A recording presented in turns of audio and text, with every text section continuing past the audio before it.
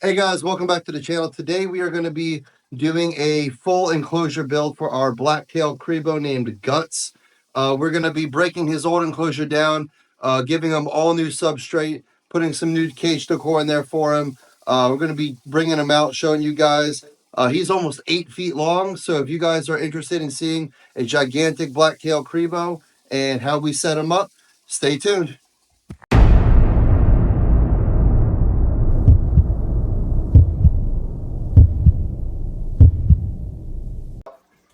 Sometimes I don't need a hook for these Cribos, sometimes you do. They can be pretty food responsive, so, and they got big teeth, so I don't really want to get bit. So I'm just going to get in there and use a hook just to kind of show him I'm not going to hurt him, and then we'll get him out here so we can clean his enclosure. Coming out, buddy. You see how food responsive he is right now? See this? Go ahead. Now, once I let him know, hey, you're not getting fed today, and I kind of start messing with him, he calms right down. And then we can just tap him and get him right out of his enclosure.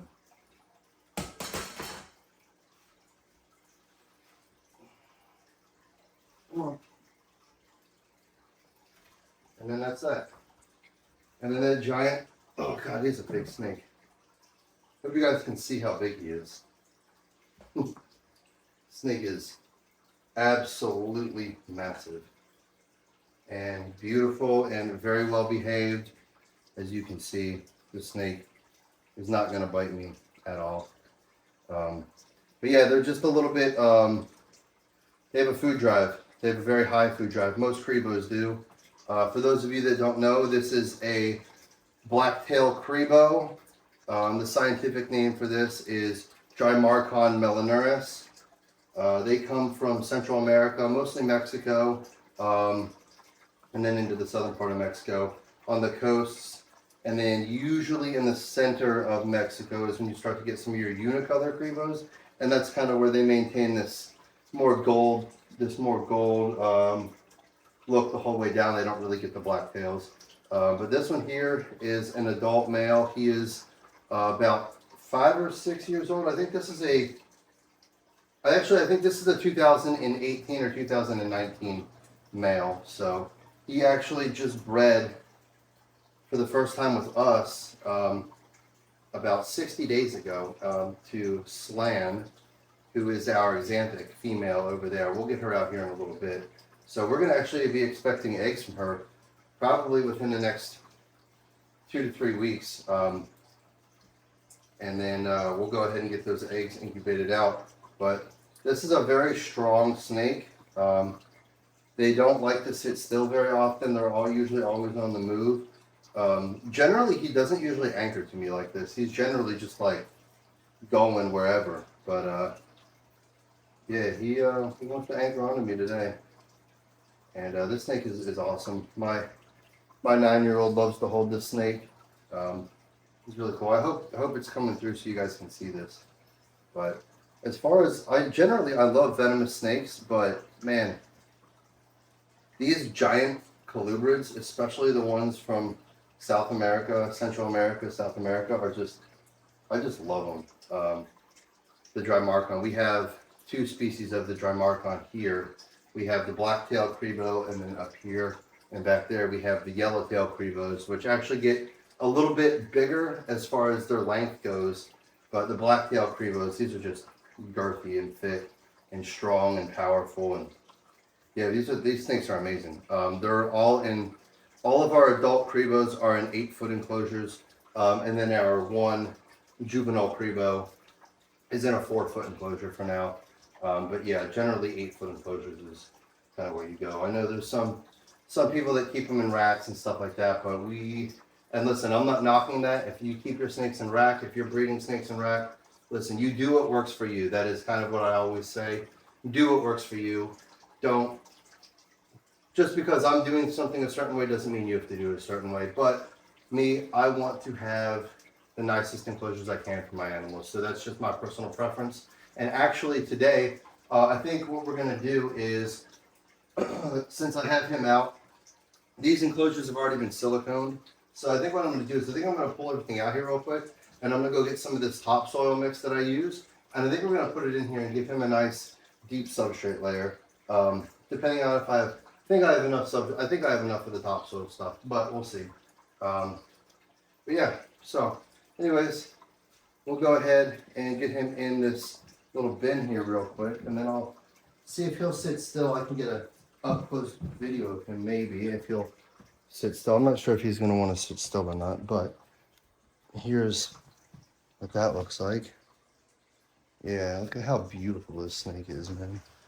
This snake is just awesome. I love this thing so much. He is such a good snake.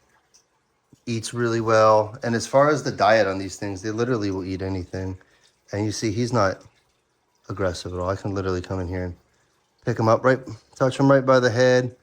You know, snakes generally don't like being touched on the head, but like he tolerates me. He's a very good snake. He's very, very tolerable. These snakes make great pets. They make really, really good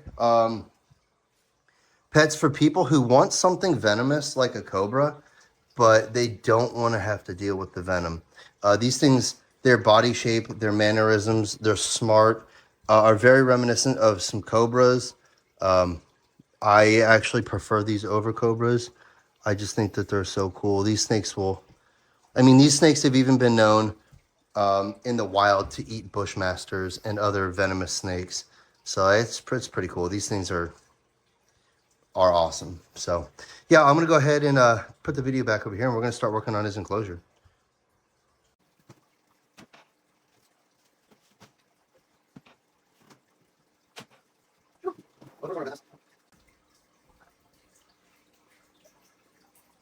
Yum.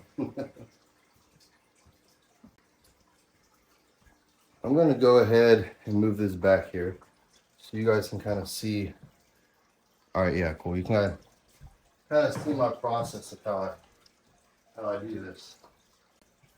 I just dumped this water out, this nasty water out from the water bowl. So what we're gonna do here is I got these shop towels. I like them because they're kind of durable and they soak up stuff really well, and they're cheap.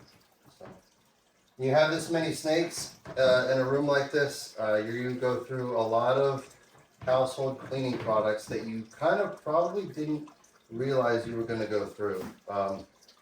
For instance, paper towels, go through a lot of paper towels, Clorox wipes. I don't use Clorox wipes for inside of any of the enclosures, but what I do use them for is all of the external surfaces in the room, the table here, any sort of external surfaces that a snake might get onto, but isn't going to be living in.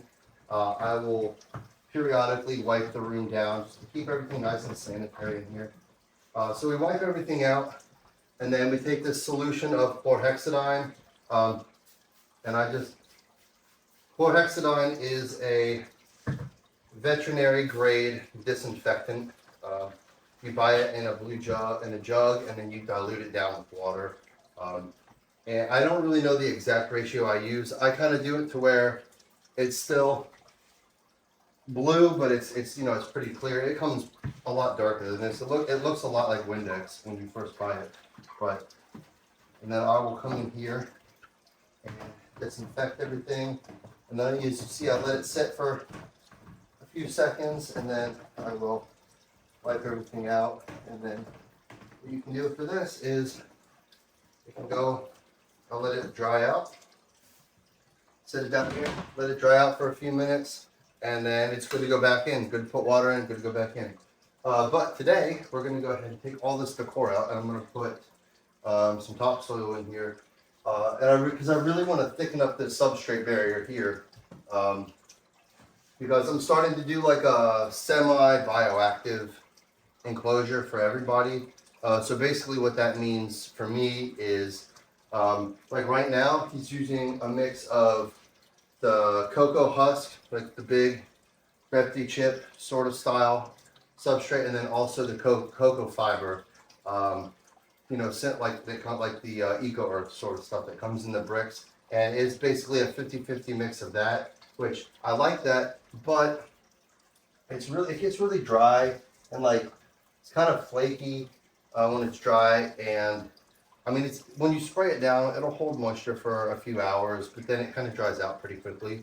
And so what I've been doing with this whole rack over here, and with some of my Exoterras and with my 2 other 4-foot by 2-foots, is silicone the bottoms of all of them, and then also added in topsoil and some sand in on top of this mixture here.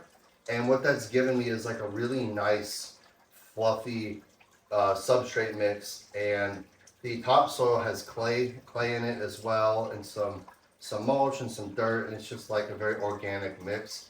And that stuff holds humidity really well, holds moisture well, but it also allows the top layer to dry out, which is like kind of what I want.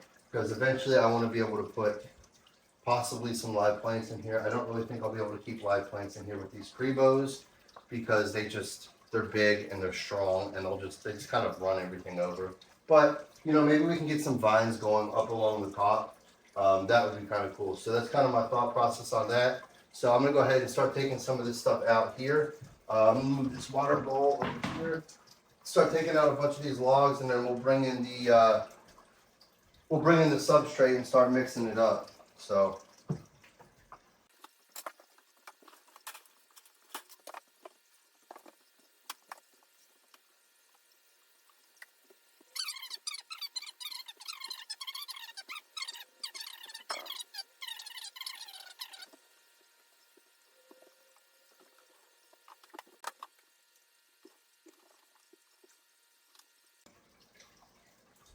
All right, so now that we got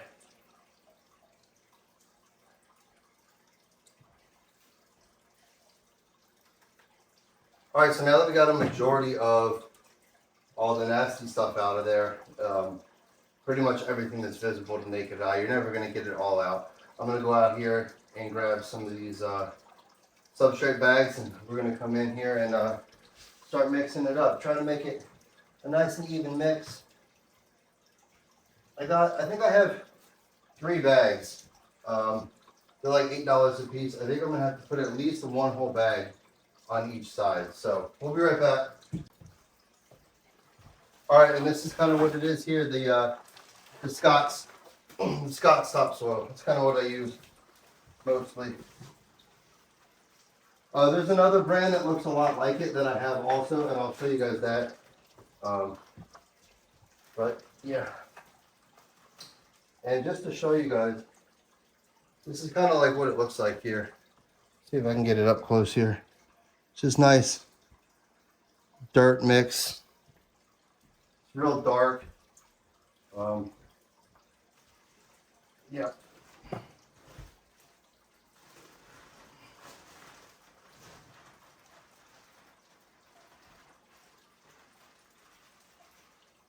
Now I was sitting outside, so it's really clumpy and kind of wet, so we're really gonna have to mix this stuff good.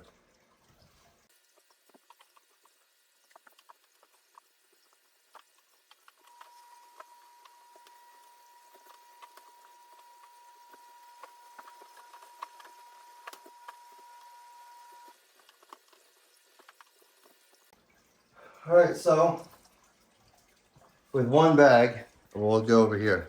This is what it looked like beforehand, real dry looking, and then this is what it looks like afterwards. It's a real nice earthy mix. Smells really good in here. Every time I use this substrate, which is what I use for all these enclosures over here and those over there, every time I use the substrate and I come in here and I give everything a little bit of a soak, the whole room smells like a forest after a rainstorm. It's awesome. All right, so we got most of the substrate mixed up now. This is what we're left with here. This real nice earthy looking mix. So yeah, I'm gonna add a little bit of sand to it, and then we'll be right back with it, and we'll start redecorating this enclosure for him. All right, guys, we're gonna get in here and add some sphagnum moss. Actually, I want this to be able to stay a little more humid in here.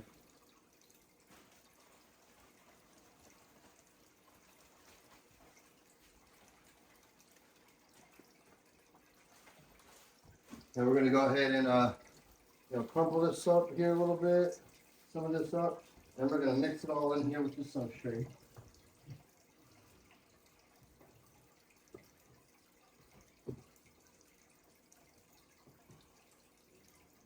This will give it a real nice. The sphagnum moss down in the soil will really help retain moisture and humidity in the soil, which is nice. It's kind of what we want here.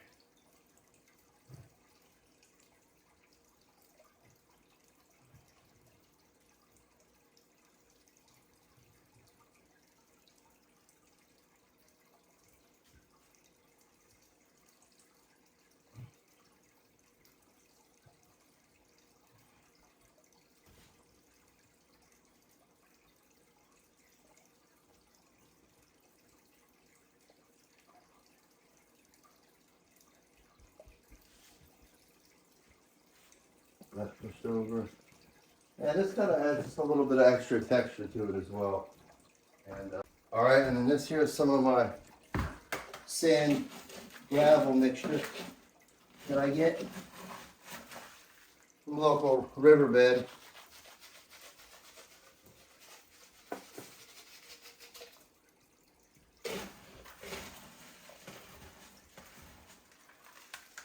And this here is just to help with a little bit of extra drainage in the soil.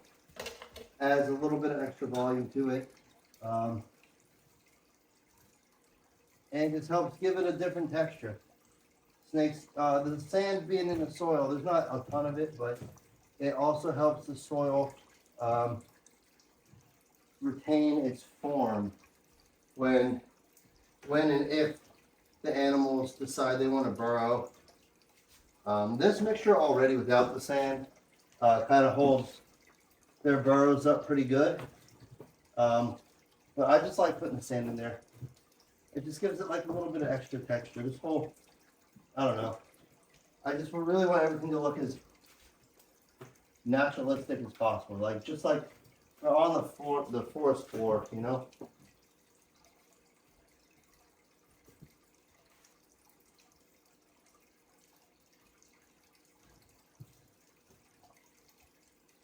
And that's kind of where we're at now with it.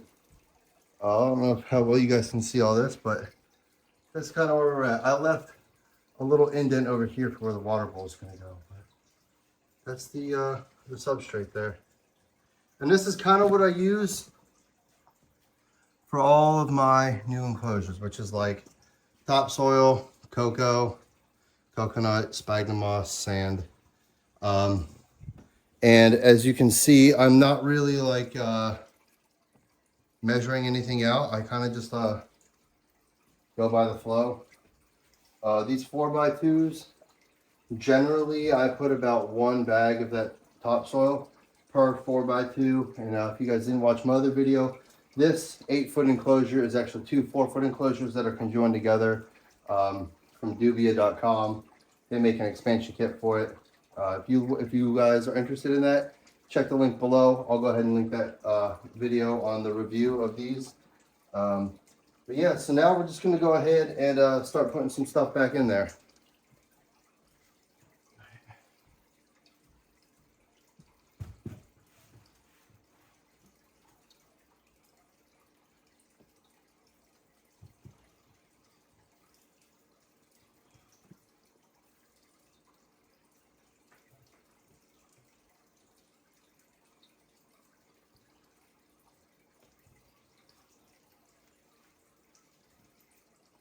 So that's where the water bowl goes, right here.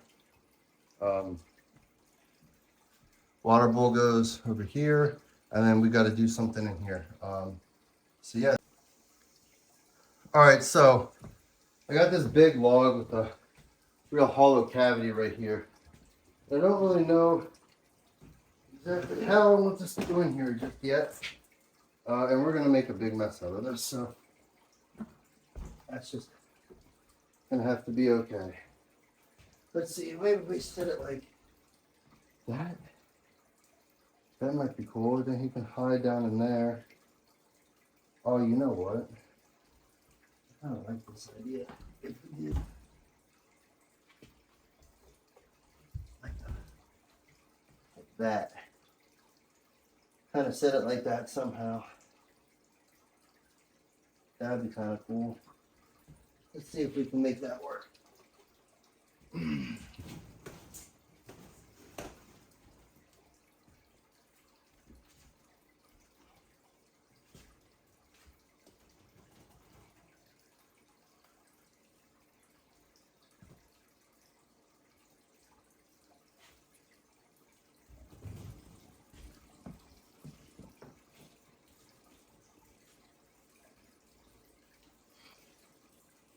So what I'm doing now is I'm kind of packing the dirt in around it so it kind of sits into the substrate here a little bit.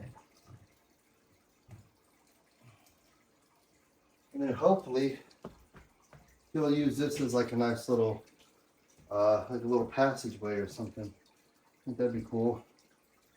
I don't know. What do you guys think? Somehow like that, maybe a little bit more forward somehow.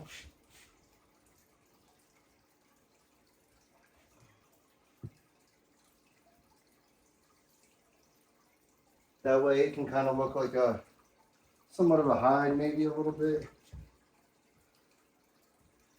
I don't know. I'm gonna have to play with this for a little bit. I'll come back and let you guys know here how I handle it at the end. All right, so this is kind of what we're going with right now. He's got this nice log that he can hide in back here. This log, he can go all the way through this, and all up underneath here is nice and carved out for him. Well, he can carve it out more if he wants to, and then he can use this. Water is going to be over there. Whew. Sorry, I'm sweating. It's 80 degrees in here right now. I'm pretty hot, and that log is not light by any means. So.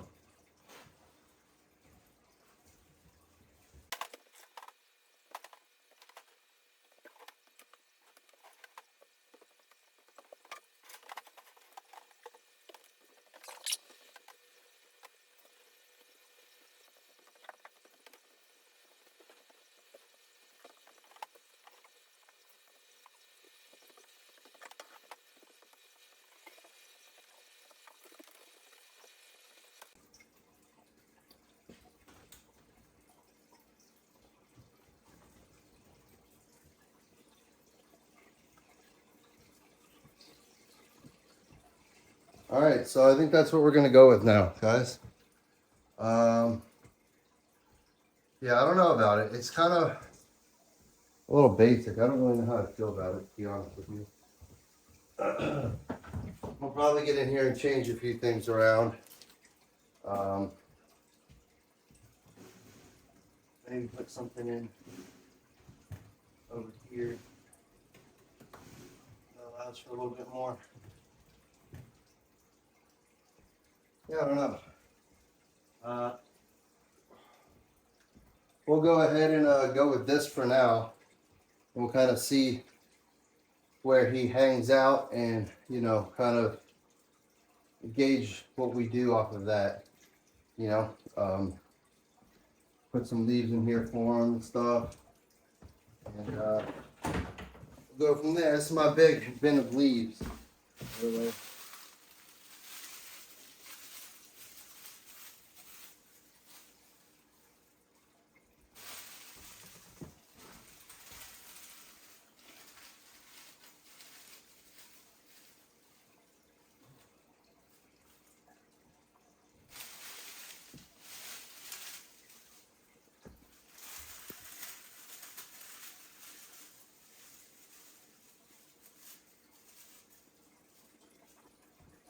And then, yeah, that's kind of what we're going to go with there. So, yeah, we'll This video's been going on for a long time. So, this actually might be, I think this video is going to be its own video, right? The whole blacktail Cribo thing. It's going to be its own whole setup. So, we'll go ahead and, this is the blacktail Cribo setup.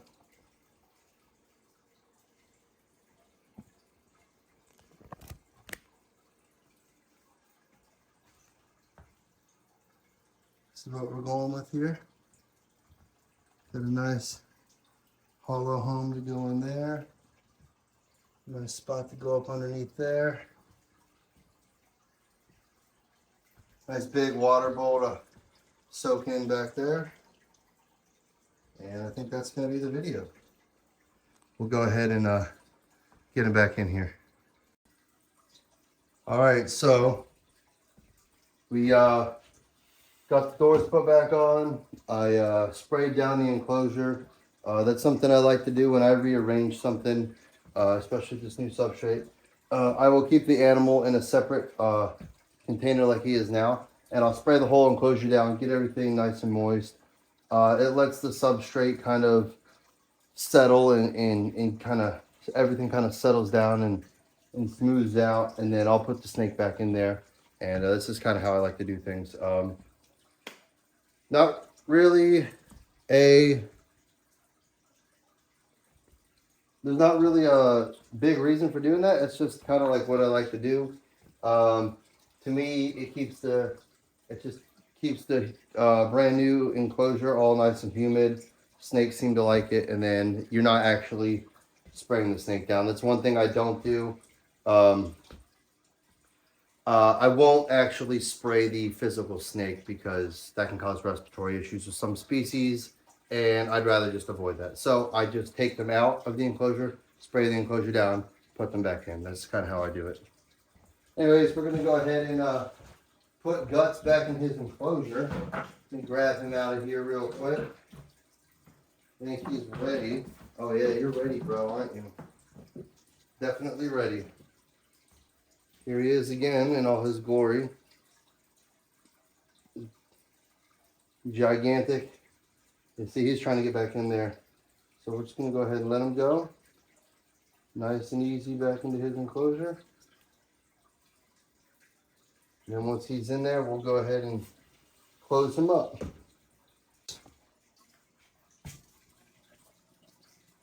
Anyways, everyone, I hope you guys enjoyed this blacktail Cribo enclosure build. Stick around to the channel for more content. Check the video in the description below if you want some tips and tricks. Please consider subscribing to the channel and leave me a comment. Let me know what you like about the video. Let me know what you didn't like about the video. Thank you very much. I appreciate it. Y'all have a great day.